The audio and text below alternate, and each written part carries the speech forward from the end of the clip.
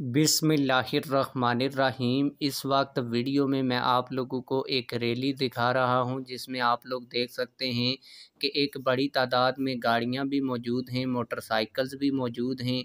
ये आखिर हुआ क्या है? तहरीक लब्बैक पाकिस्तान ने रैली का ऐलान नहीं किया था, तो फिर कैसे इतने लोग तहरीक लब्बैक पाकिस्तान के साथ उमड़ आए हैं?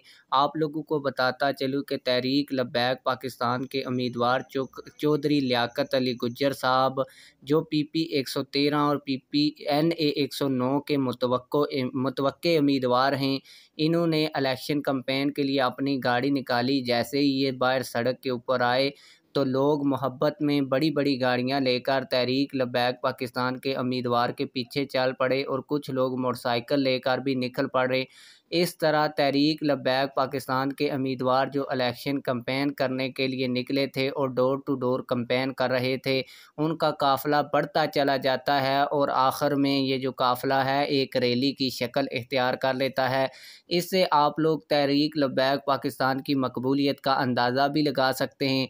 आप लोगों की इस हवाले से क्या राय है? कमेंट सेक्शन में हमें अपनी राय से ज़रूर आगाह कीजिएगा। मिलते हैं किसी और वीडियो में। अल्लाह हाफिज़।